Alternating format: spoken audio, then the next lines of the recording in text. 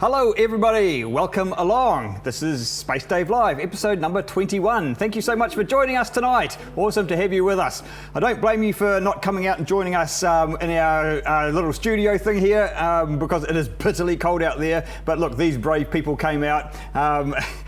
Familiar faces, you guys are awesome. Thank you for coming along week in and week out. It's really cool to have you here. And over in the back there, we have Jess, who is our production assistant tonight. Thank you for helping us out tonight, Jess, as well.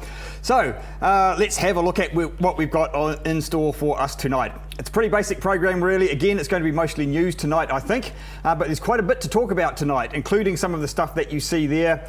We've got a couple of asteroid missions to talk about, a couple of Mars missions. Well, you can see the other stuff there. We'll get back to that later. We'll explain what's happening. So before we get into all of that, well, first of all, let's quickly talk about the competition.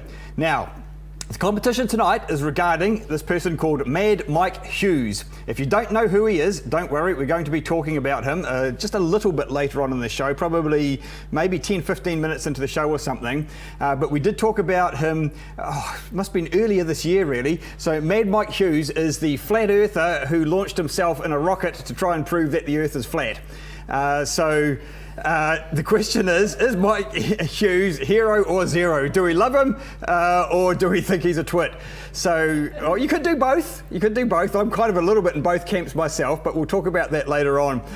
So we will get back to him. So enter the competition if you want to now, or if you would prefer, just hold off and wait until we've talked about him a little bit later on. There's been a couple of little developments in his project and in his thinking, so you may want to hold off on that one. So that is the competition. As always, to enter the competition, you have to be watching live and you have to enter in the live chat on YouTube or in the comments on Facebook, and you have to write comp and then your answer so that we know that you are entering the competition. Otherwise, you're not in it.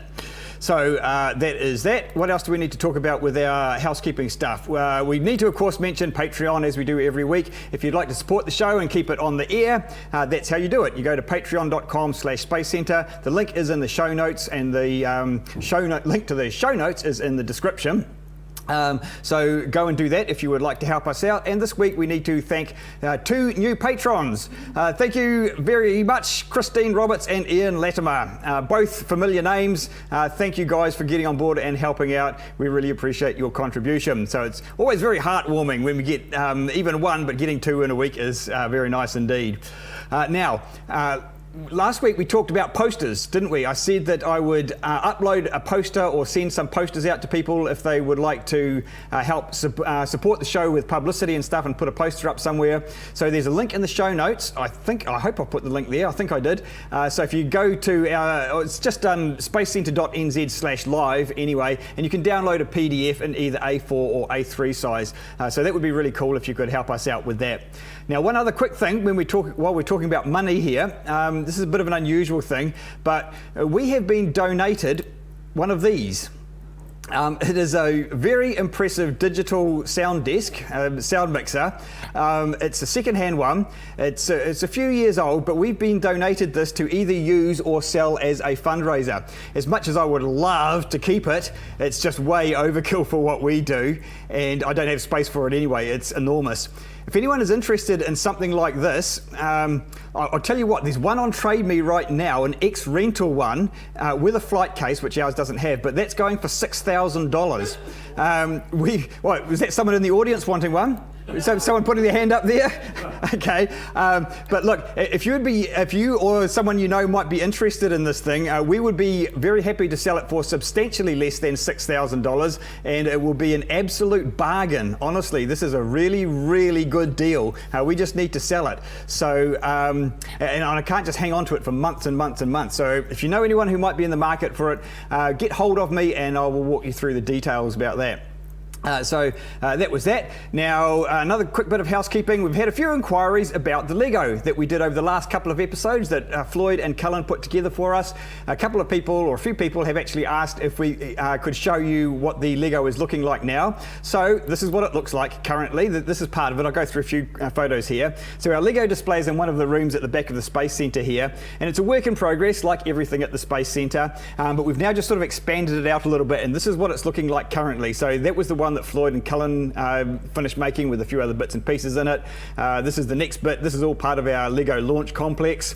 That's the one there that we made a few weeks ago, and that was inspired by the SLS. There we've got the beautiful big Saturn V rocket made up of 1,969 pieces, and this is where we're at currently with our Mars, colonizing Mars display. So that's what it's looking like at the moment. It's looking a little bit bare in parts, but apart from the lunar module, which we haven't been able to buy yet, I've got a little bit of money put aside for that, but we've blown our budget for the Lego, so that's what it's going to look like for the time being. But it'd be really cool if we could get back one day and really build up some of these things and make it a really awesome looking launch complex. So there you go, that is what our Lego is looking like. Last thing with the housekeeping is a mention of our Google Hangouts. It's just not happening. So what I thought was I would actually maybe organise a separate session altogether and just have a little bit of a casual chat with a few people, and we'll see if we can get the Google Hangouts thing sorted out, probably in the weekend sometime. So I'll post a note probably on our Facebook page actually, because I can't put posts on our YouTube page because we don't have enough subscribers to be able to do that. So look out for that. I'll let our Patreon supporters know about that as well, and we'll just sort of see if we can get it all sorted out rather than wasting too much showtime with that. So that is all the housekeeping, isn't it? Yeah, that is all the housekeeping. So let's quickly have a look at the chat and say good evening to everybody. Alan's pointed out that is...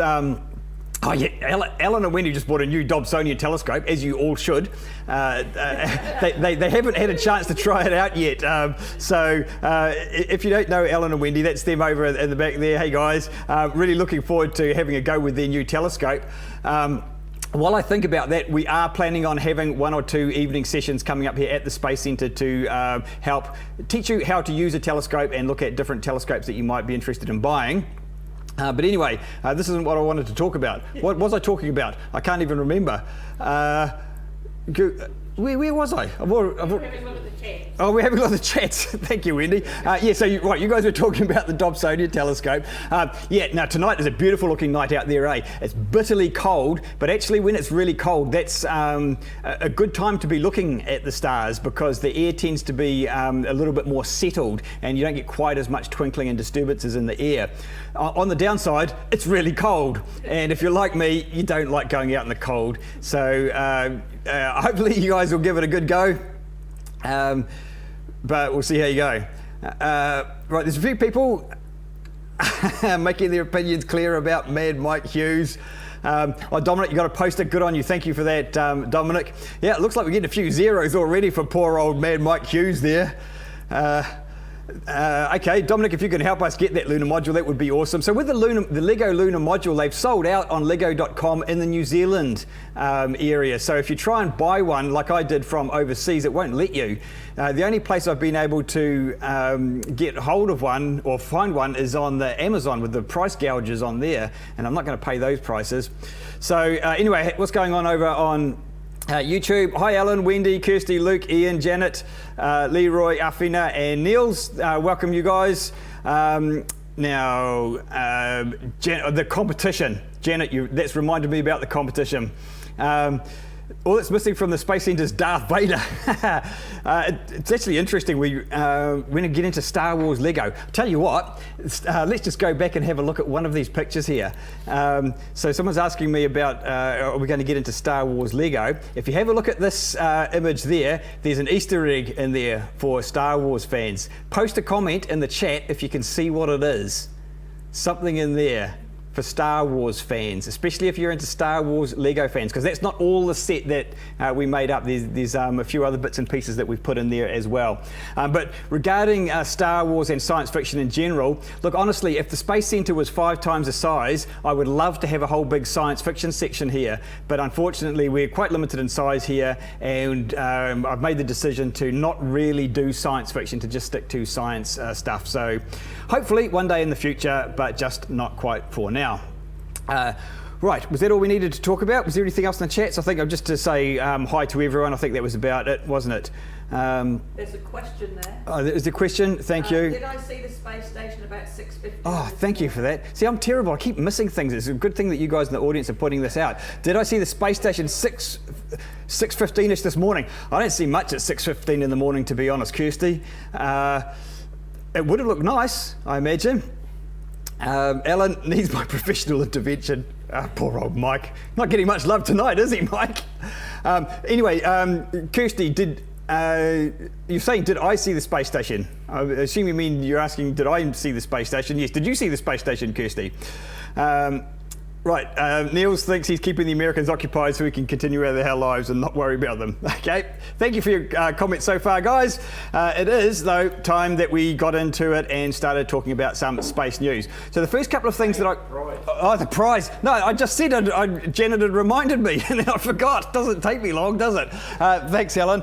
So the prize for the show tonight, and the reason that Janet reminded me about that is because Janet donated these prizes that we're giving away over a period of a few weeks, and it is this Lego compatible little wee rocket here. So we're giving that away, and we're also going to throw in a colour change putty. So two things that we can send out there. I know we're giving away a lot of kids stuff at the moment. That's just kind of how it's unfolding. In the future we will look at having some more options for adults as well. But those are the prizes. Thank you again, Janet, for your donation there. We really do appreciate that, and it does help keep our costs down, because one of the costs we have, of course, is the prizes. So that's that. Right, now back to the news. So the first thing that I wanted to talk about was a couple of the asteroid missions. So these are actually just some catch-up stuff on stories that we have previously talked about, so we don't need to talk about them too much. But the first one is the Hayabusa 2 mission. This is the Japanese mission. Both of these are sample return missions, as well as just being survey missions and finding out about these asteroids. So Hayabusa 2, now I did show you some pictures of this before. So this is the sample return thing. This is a video of the spacecraft going in and grabbing its sample return. Look at that, boof, onto the ground, bounces back off the asteroid again and back up again. Spectacular, eh? So last time we talked about this, I only had a couple of still images, but I thought it would be really cool to show you that video. So this is a robotic spacecraft that is orbiting the asteroid Ryugu right now, and just recently it went in for its second grab. Actually, this is its second attempt to go in there and grab some material from the surface of the asteroid. This is just showing you the video again. So it just goes down there, smashes, displaces a whole lot of material, and back it comes up again. So it looks pretty good, doesn't it? It looks like they should have managed to grab a good sample there. Now let's just go over a couple of quick things with this. So this was on July the 11th that it grabbed that sample. The mission has been going since 2014. It arrived at the asteroid just last year though, and its plan is to survey the asteroid, so just orbit around and around the asteroid for about a year. I think it was a year and a half, in fact. And it will be leaving the asteroid in December this year. It'll take about a year to get back to Earth, and hopefully, all going well, the sample will be retrieved then, and then scientists will spend many years studying it, I would imagine, if all goes well. So what a fantastic mission. There's one more thing about the Hayabusa 2 mission that I want to quickly mention. We'll just get to the end of this video again, and it is regarding a person that we have spoken about maybe just once or a couple of times on the show. Everyone recognise this person? Yeah. You guys know who this is out there? Who is it? Brian May. Why can't I hear your audio? Yikes. Sorry about that. It is indeed. Let me get back to my video there. It is Brian May, legendary guitarist of Queen and astrophysicist.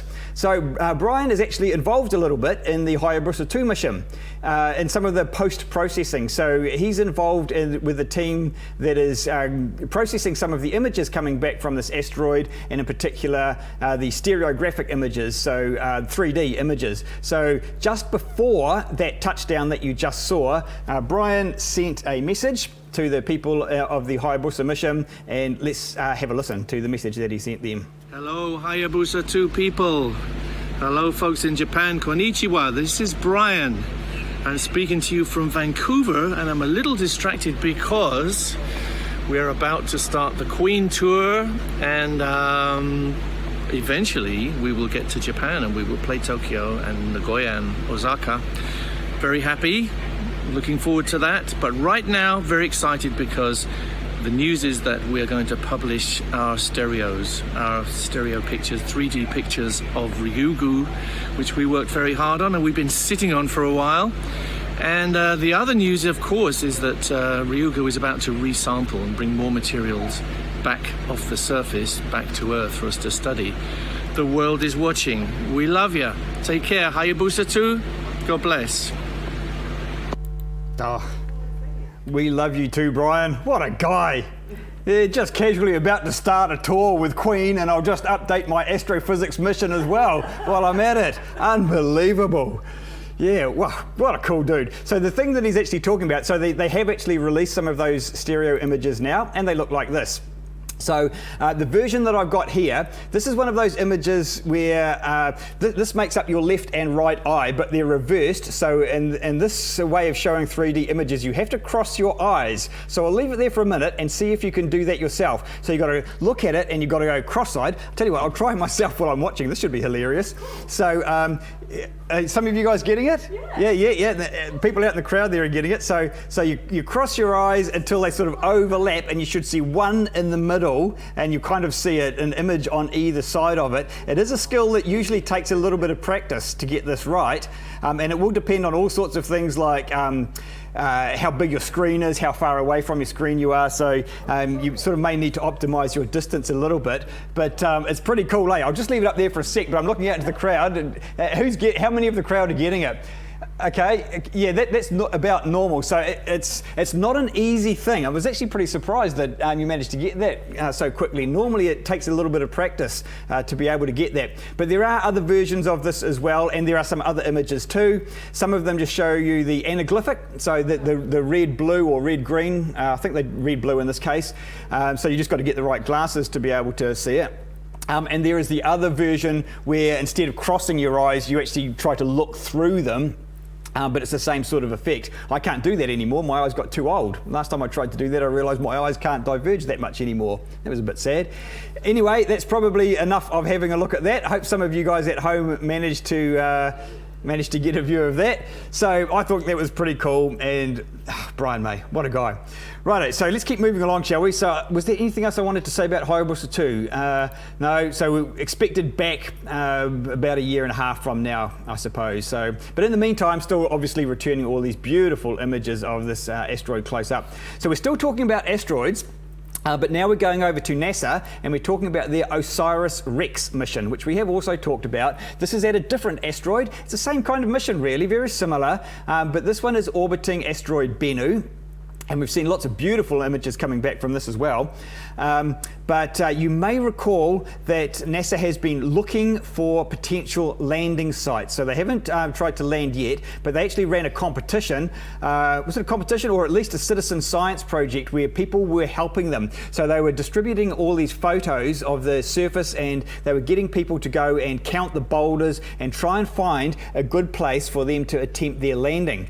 So the kind of bad news is that this particular asteroid's got a lot more boulders than they were hoping for, and they were having a lot of trouble actually trying to find a clear enough space to attempt their landing for the sample retrieval.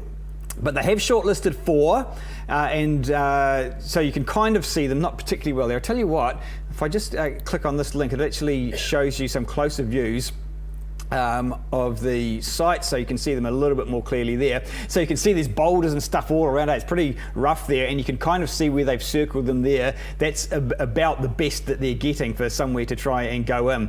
So they've shortlisted those, and I'm not quite sure when they're announcing the actual ones that they've that they're going to go for. But anyway, let's have a look at my notes and see if I can remember.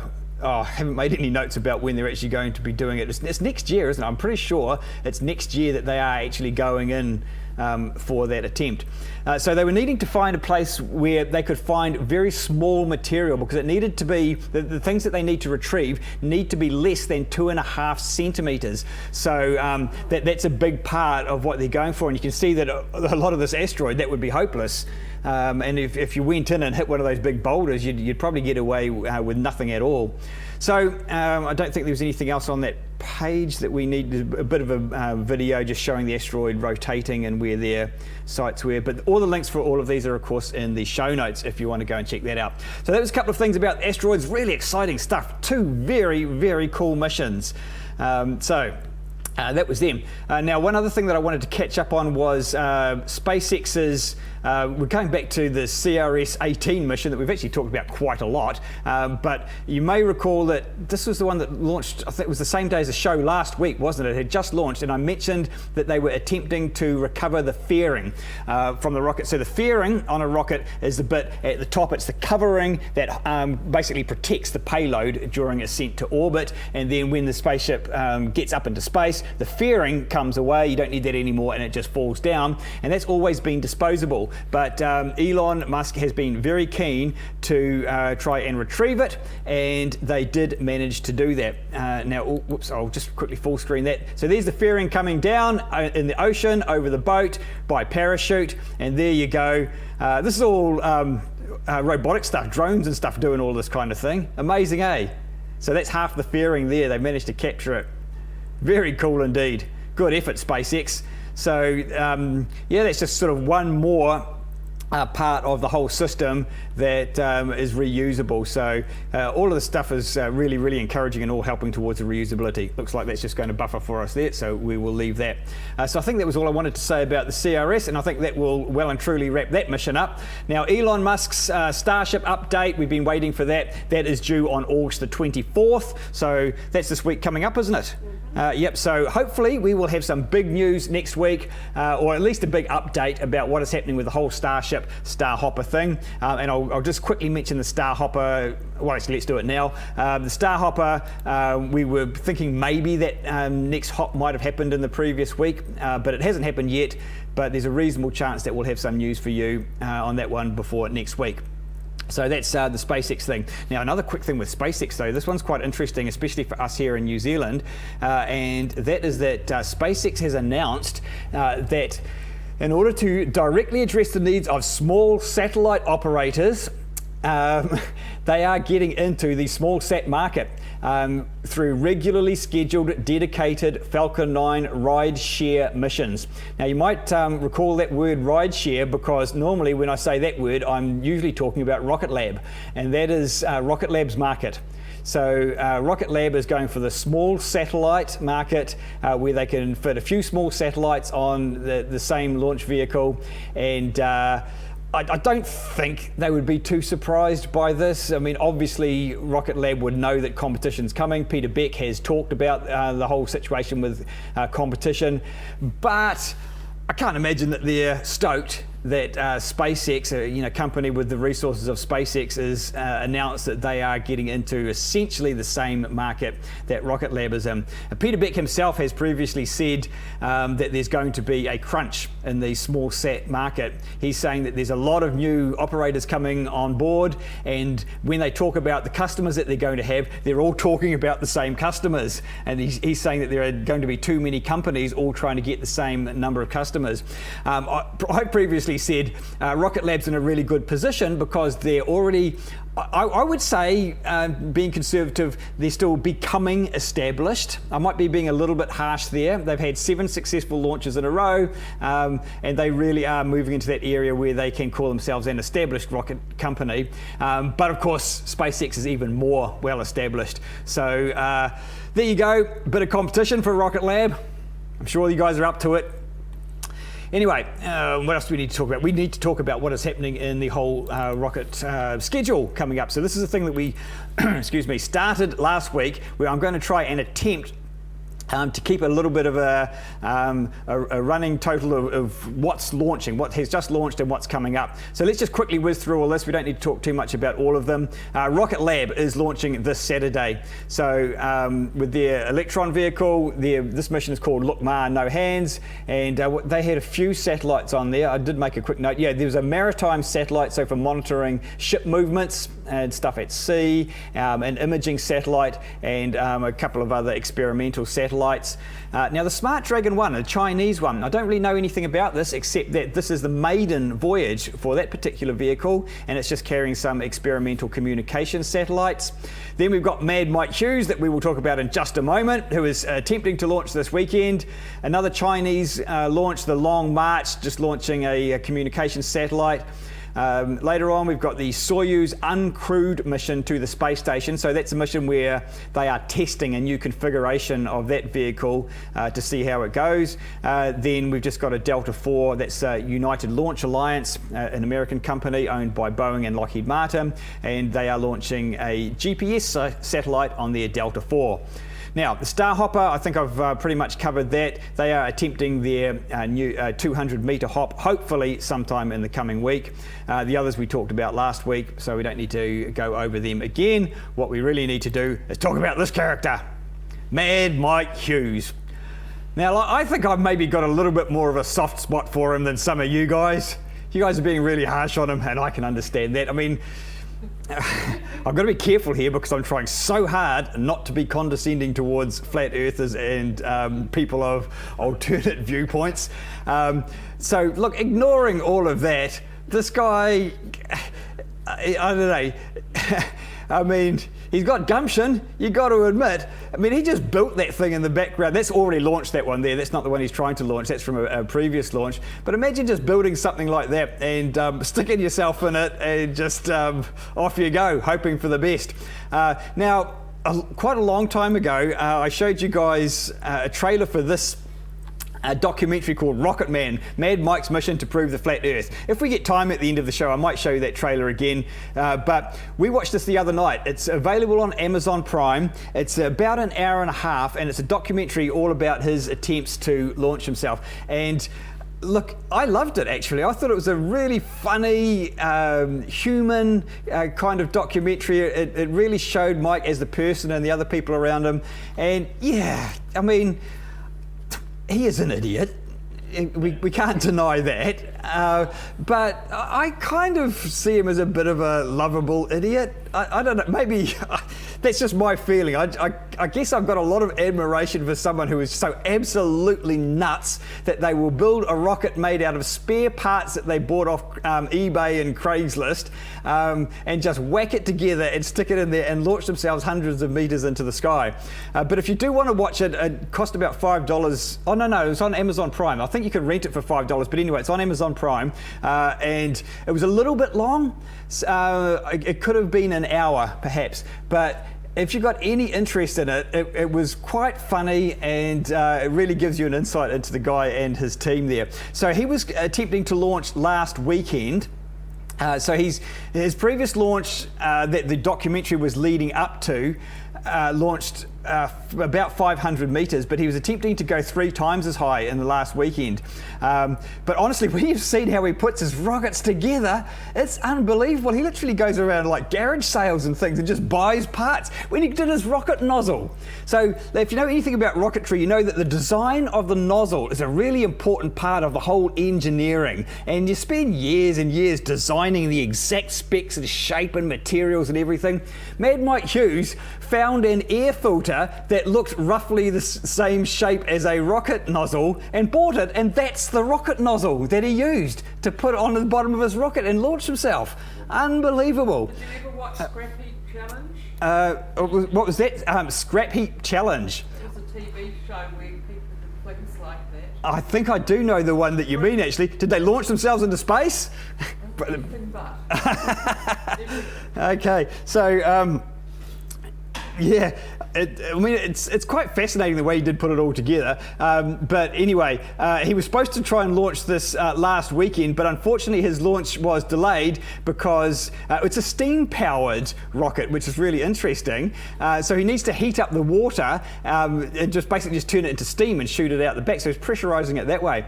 But the water heater that he bought off Craigslist failed and didn't work. So that's why his launch was called off. But he's attempting attempting to launch again this weekend. Now, it's actually being filmed for a series that might be a little bit like the one that you were talking about, Aroha, and what was it called? Homemade Astronauts, about other people that like to do the same sort of thing. So that's on the Science Channel, an upcoming series called Homemade Astronauts, which could be worth looking out for.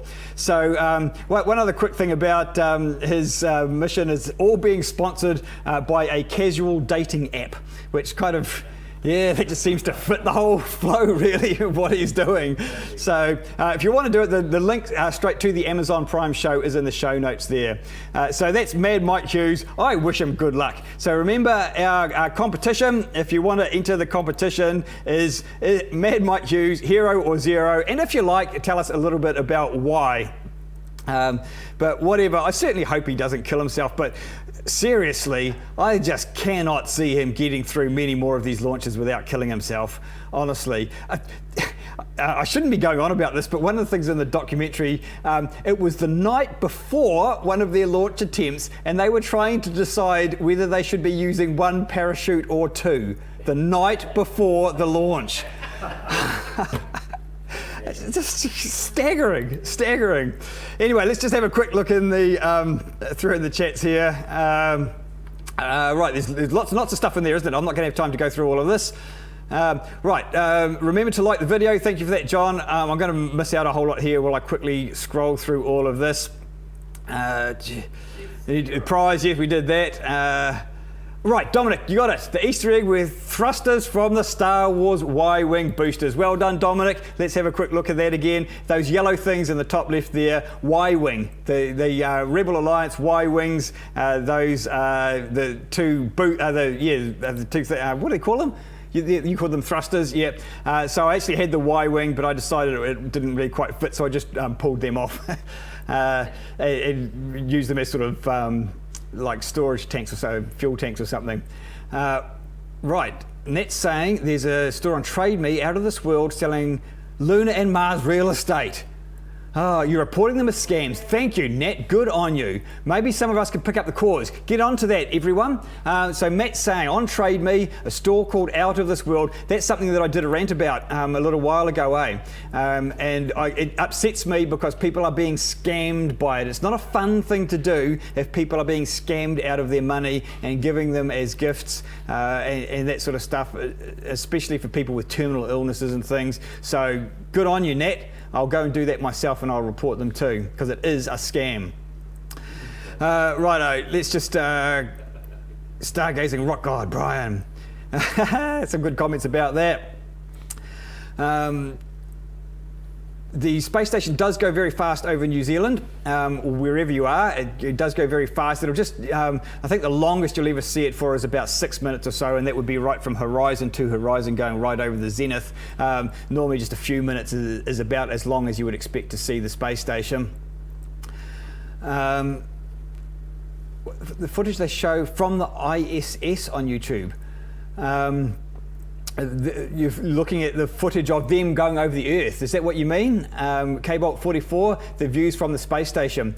Yeah, that's a bit of a downer, actually. The high definition video from the space station, that's been down for about a week with technical problems. So, 1 a.m. Saturday morning, Crookie, thank you for that, for the Rocket Lab launch. That's an inconvenient time. Goodness me. But I'll be up, okay. Yeah, I'll be up just for you guys, Rocket Lab. Righto, so I need to go faster, don't I? Okay, look, I'm just going to have to leave it at that. Sorry, everyone, but we'll leave it at that for now because there's more news that we need to talk about. Where were we up to? I wanted to mention this thing. This is an outfit called the Moon Village Association. So just a quick mention here, the link is in the show notes. This is an association.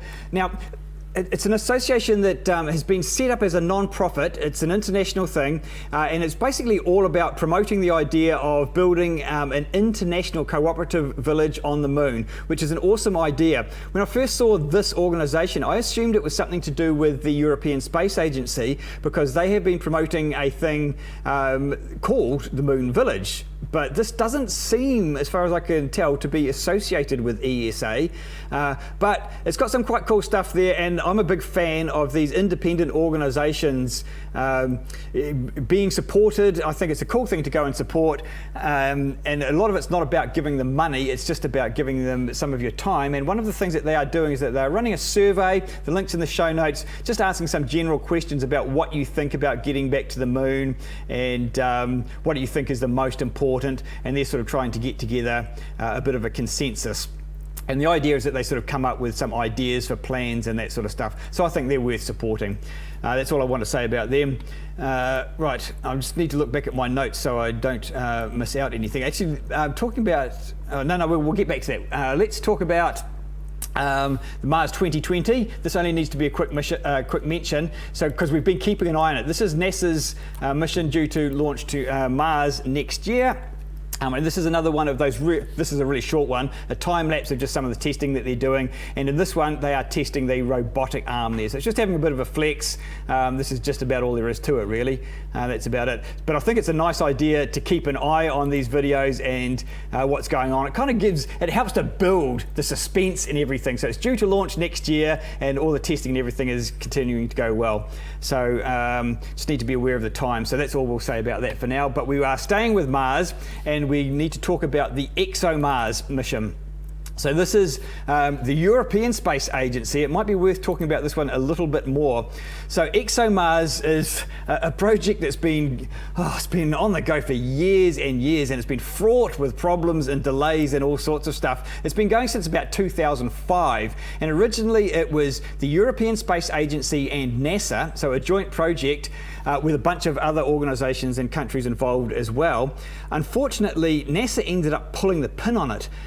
So in 2012, NASA pulled the pin, and that caused a lot of grief, really, actually, because NASA had committed to this, and it's pretty on the nose, really, to be pulling out at that point. And a lot of the blame went to the James Webb Space Telescope, because that whole project's continually going over budget and being delayed. And it was actually the Obama administration, to be fair, that I think really did the budget proposal for this and proposed pulling all the funding for ExoMars. So that was a real shame. I was gutted when they pulled out. But what happened was that the Europeans then went to Russia, and Roscosmos, the Russian space agency, got on board, and they are now a full partner with this project. So the project itself is actually a two-part project. The first part's already happened. When did that go? That launched in 2016. So phase one of the ExoMars consisted of an orbiter, and that's the Trace Gas Orbiter, the TGO. We've talked about that before, in particular when we were talking about methane on Mars, and I talked about the Trace Gas Orbiter that's orbiting around Mars, and that was detecting some methane on Mars. And we were comparing that to what was detected on the ground. So there's the orbiter. They also had the Schiaparelli lander, which unfortunately crashed, so that didn't work out. So that was phase one. The Trace Gas Orbiter is working well. Phase two is what you're seeing here. This is a computer-generated image here of what it hopefully will look like when they get to Mars. And we're certainly confident, aren't we, that they will get there. So this is scheduled for launch in July next year. And it includes the lander that you can see over there. So this is a Russian lander. Now, what was that called? I can't really pronounce it. Kazachok.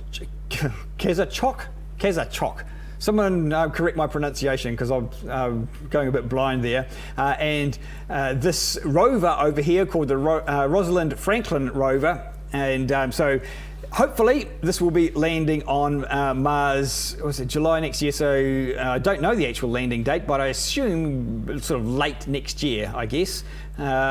So the problem, unfortunately, is that they have just had another failed parachute test. So this is a web page from the European Space Agency. The headline is "Parachute Testing Continues," but really what the story is about was another failed parachute test. So I don't think there's anything much in the way of graphics down there to look at, but that's not good news, because when you're launching something to Mars, really you get a window around about every 2 years. And if you miss your window, you've got to wait another 2 years to have another go at it. So they've got to get this under control before July next year. And now landing on Mars is really difficult.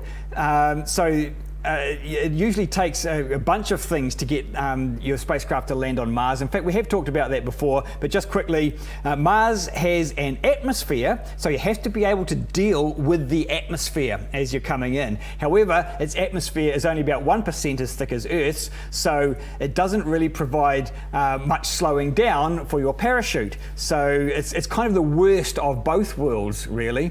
So the fact that their parachute testing is not going well is not great news, and we certainly hope that things come right for them. Yeah, that's all we need to say about that. There was one other thing about Mars. What was it? Yeah, let's just quickly mention this one because yeah, this is kind of cool. This is a story from space.com. Scientists cook up a new way to make breathable oxygen on Mars. Look, there's a paper here. I think I put the link to, yes I did. I put the link to the paper in the show notes if you actually want to go and get all the details on it. But essentially, that graphic shows it there. What they're looking at doing is converting carbon dioxide into molecular oxygen, so O2, breathable oxygen. So the technique they're using here is it's just kinetic, basically. They're just firing molecules of carbon dioxide into some material that doesn't oxidize itself and seeing if they can get oxygen coming off it. And they have found that by firing these carbon dioxide molecules at a layer of gold, they are getting O2 molecules coming off it. So that's just a new way that they may be able to get breathable oxygen on Mars. And of course, you might have figured out looking at that it could also potentially be a way of dealing with excess carbon dioxide if you happen to have a planet that's got too much carbon dioxide on it. So there you go, that's got some potential there.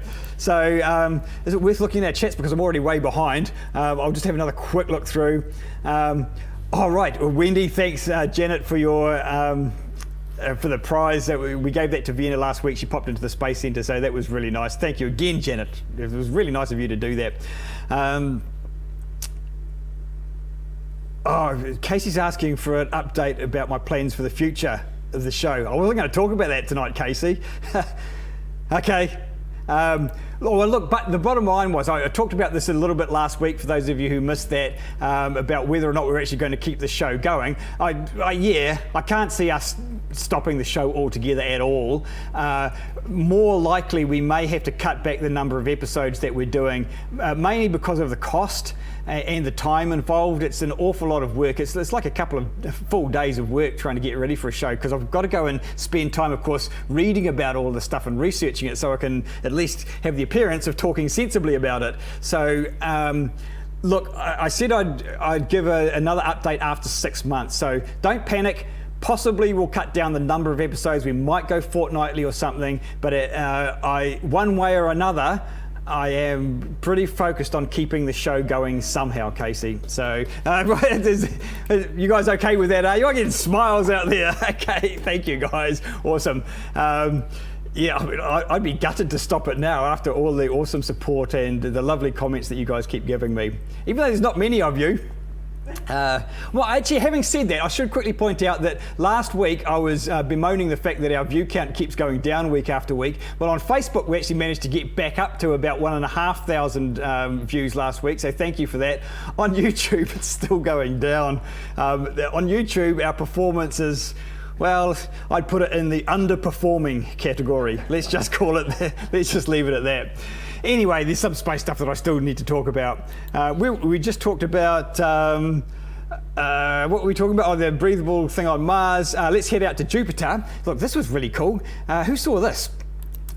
This is an amateur photographer's video of Jupiter. You see that little flashing thing on the left there? That looks like an impact. So this is a gift, so it'll repeat. So now, what was the guy's name? Ethan Chappell. I hope I pronounced that right. An amateur astronomer was just observing Jupiter, and there you go, you see it coming into view there, and that looks very much like some form of impact on Jupiter. So what a cool thing to capture. wow, that's absolutely a once in a lifetime. It's the sort of thing that most amateur astronomers would just dream of and go their whole lives and never capture. What an amazing thing. I don't think it's yet been confirmed what it was, but it certainly looks very much like an impact. Now, if you're wondering how you have an impact on a gas giant planet, well, if you're heading fast enough into it, I mean, it behaves basically as an impact. You imagine something falling onto water. If you hit it fast enough, it's an impact, isn't it? You could just drop it in slowly and you wouldn't call that an impact really, but when it's hitting something really fast, that certainly counts as an impact. So what an amazing thing to have under your belt. Well done. So that was Jupiter. So I think the last time we see the occasional things like this with Jupiter. The last big thing, of course, would have been the Shoemaker-Levy comet that was 94? Sometime in the 90s, I think it was 1994.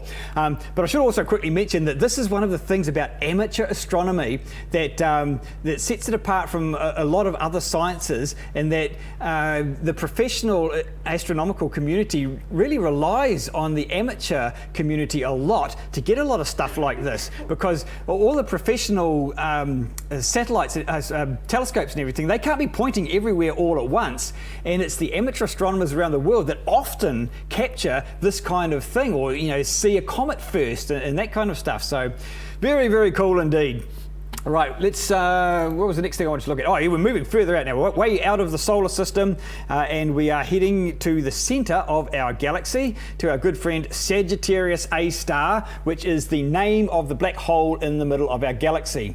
It's not a star, it's just its name, Sagittarius A star, and it's spelt like that with the asterisk. But what's happened here is that this is an image, or a series of images presented as a video in infrared, looking at the black hole in the middle of our galaxy, and you can see that flare up in the middle. So what they're seeing there is the biggest variation in brightness, the biggest flashing that they've ever seen coming from the black hole in the middle of our galaxy, and they have no idea what's going on.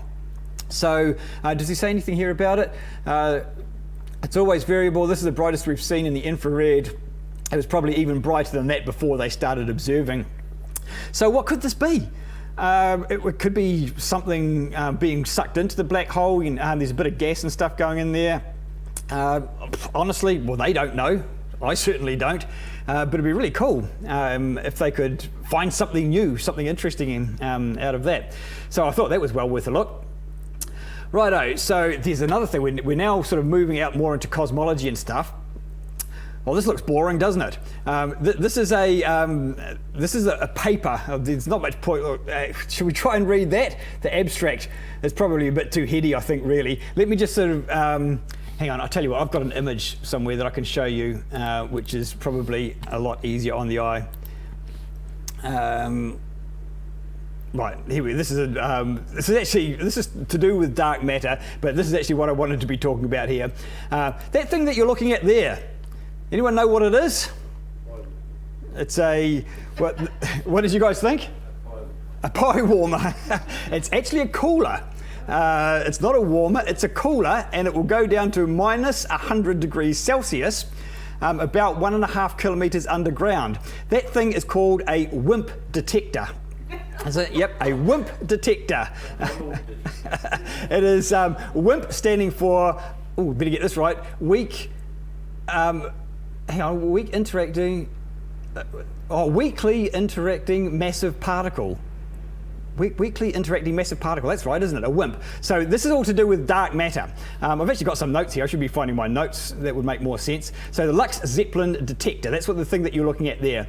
So they've just finished assembling it. So this is a thing to help search for dark matter. And what's going to happen is that they're going to bury this thing 1.5 kilometers underground in a disused gold mine. And the reason for that is that they are looking for particles of dark matter. And WIMPs are one sort of hypothetical possible form of dark matter. So it's a kind of particle that could be what's behind dark matter. But to find something like that, you're looking for things that don't really interact much at all with normal matter, so weakly interacting. So it is a theoretically massive particle. It has mass, not massive as in big or a lot of mass, but it has some mass, but it weakly interacts. It doesn't normally interact with normal matter. So what you do is you bury it way underground, and that protects you from all the other kinds of particles, such as cosmic rays and things that you don't want showing up in your detector.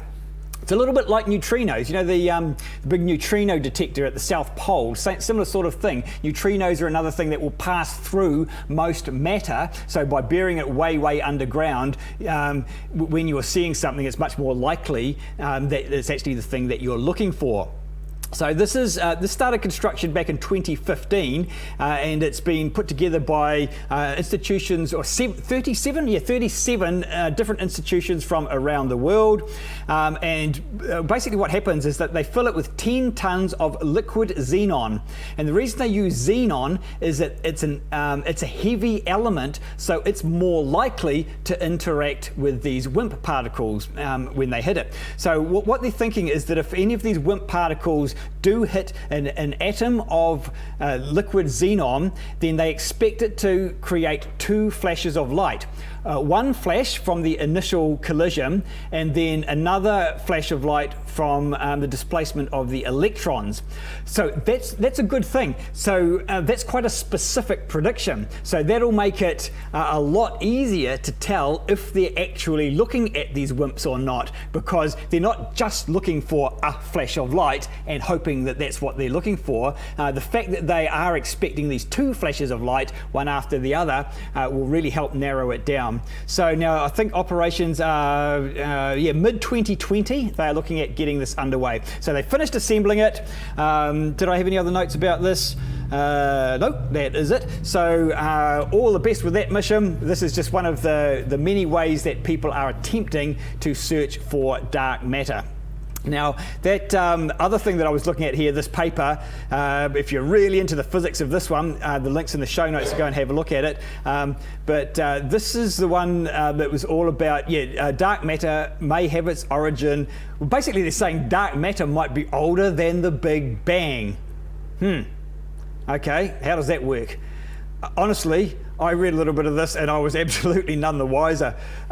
Essentially, it's a mathematical thing that they're looking at here. So that they've come up with some calculations that show that that dark matter could predate the Big Bang, which is a kind of weird thing in itself, because one of the main ways of looking at our universe and the evolution of our universe is that nothing predates the Big Bang, that time itself began at the point of the Big Bang. That's not necessarily the case. It's just sort of one of the common ideas or interpretations of the situation. So, I mean, if you look at it from an Einstein point of view, where you've got space-time, time is a part of space. It's all part of the same thing.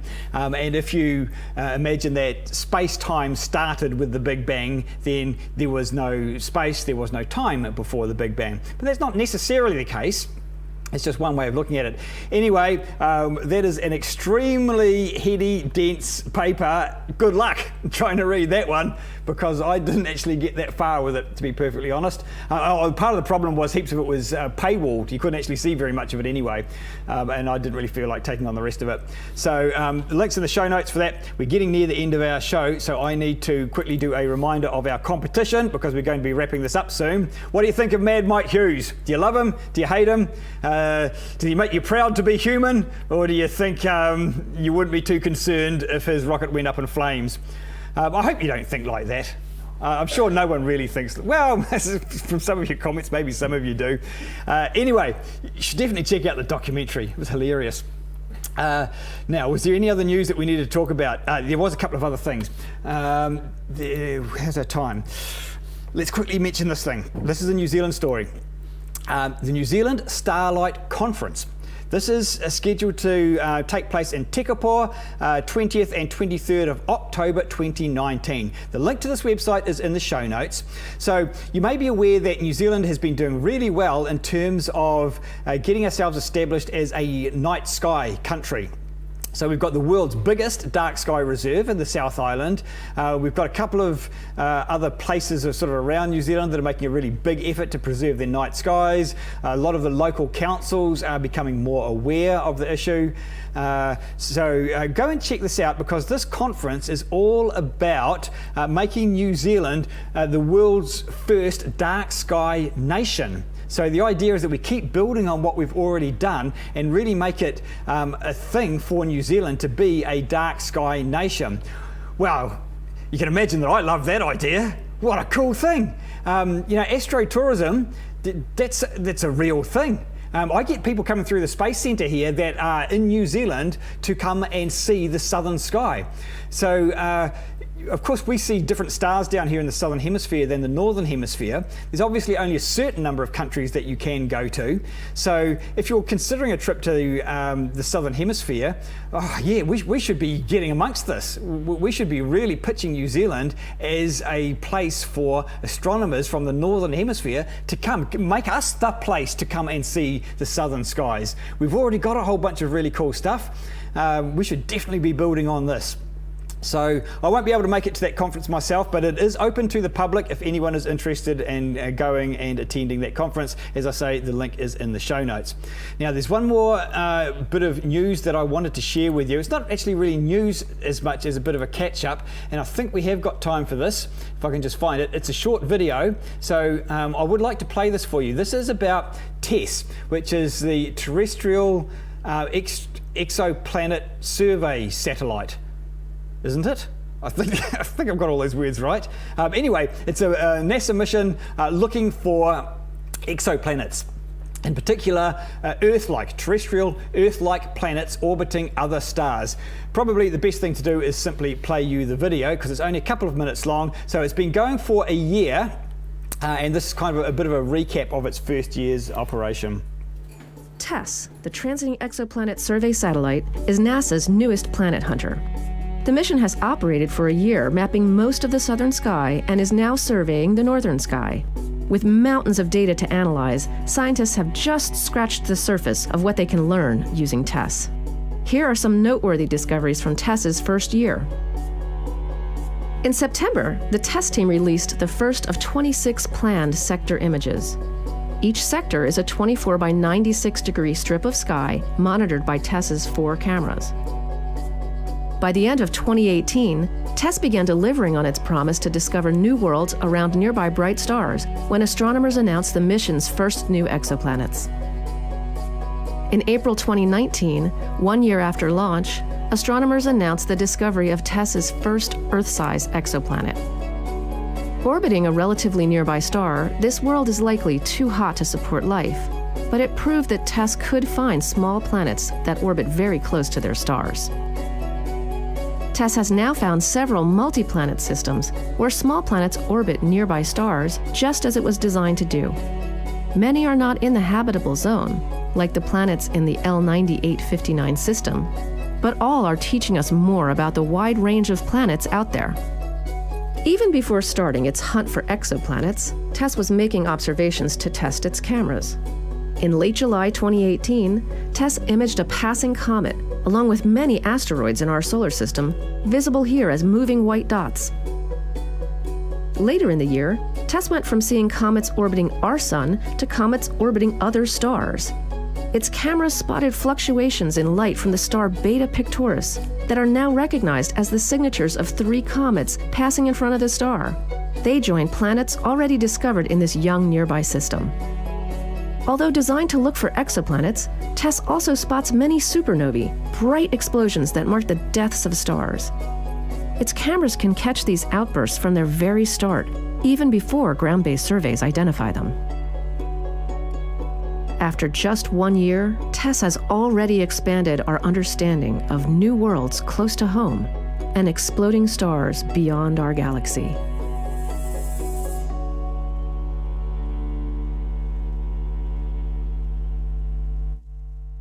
I love that mission. I absolutely love it to bits. Now, let's see if any of you in the chat caught my mistake, because I did get it wrong.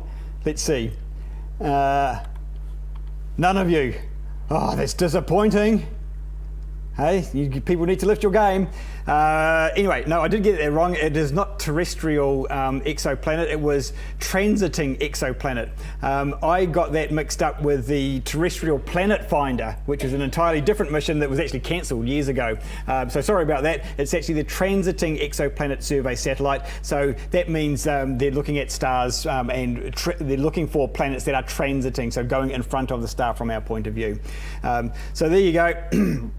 Right, we're getting very near. How's our competition looking, Jess? We're about ready to do that. Okay, we'll give that a go in a sec. In fact, yep, too late if you have not yet entered the competition because we're going to draw it. So Jess is just getting ready to do that. Reese and Emma watching from the tropics. Awesome. Hey guys, I hope your mission's going well and everything. Very cool.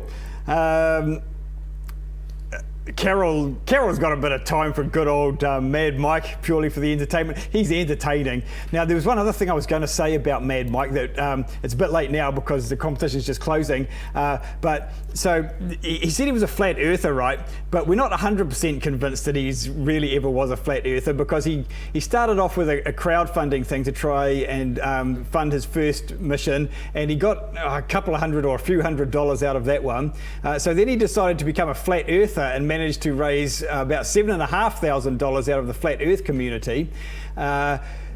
His latest thing, and this may change your opinion of him, is that he has now decided that this mission has nothing to do with proving that the earth is flat at all, and it's all about wanting to make America great again, because he's a big Trump supporter.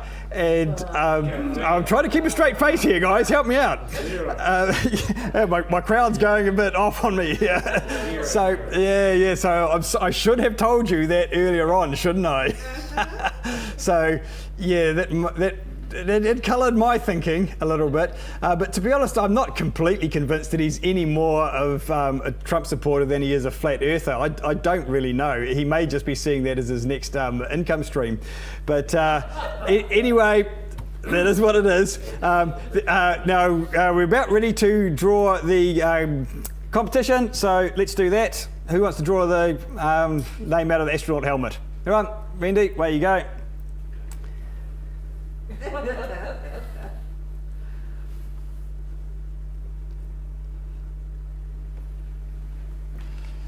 Thanks, Jess. Niels Ogle. Well done. Niels, what you have to do is you need to drop us a note, a private message somehow, and just let us know where to post that to. Okay, so congratulations. Again, the prize that you have won is this little Lego compatible rocket and some colour change putty. Now, as always, if anyone wins a prize here and they don't actually want it, let us know and we can donate it to someone worthy. So there you go. Right, just one last thing to finish off on tonight. We don't really do this too much, but our little quick segment, The Truth Is Out There. I thought I would mention that Bernie Sanders has promised to tell us about aliens if he's elected president. So go Bernie, you're our man. You'll let us know what's going on, won't you? He said this on the Joe Rogan Experience, and he has promised that if he gets to sit in the hot seat, he will go back on the Joe Rogan Experience and tell us everything that is going on in Area 51, so we don't need to storm it. But it'll be too late by then, won't it? It'll already have happened. So there you go.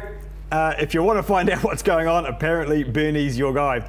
So just before we say goodnight, let's just have one last quick look through the chats. Thomas, the ETs might fix his head. Okay, righto. So we've got a few other comments there, but we don't have time to go through all of them now because we are now just past 8 o'clock and it is time to say goodnight. So look, thank you so much everyone. It's nice to see lots of action in the chat there. As always, I will try and go back and have a look through all of the comments and the chat stuff afterwards. I always promise to, and sometimes I do it. But I really do appreciate all the comments and all the activity through the chat. It really helps to keep things moving along. So thank you very much everyone. We will be back for a show next week. And so I think we're just a few weeks short of 6 months, 2 or 3 weeks. So we'll at least do that. Then we will make some sort of announcement about exactly what's happening after that. In the meantime, thank you very much, you guys who came along tonight and braved the cold to be here. Thank you, Jess, over in the background there, for your help tonight. Thank you, everyone at home, for tuning in. And we will look forward to seeing you all back here again, same time next week. Bye-bye.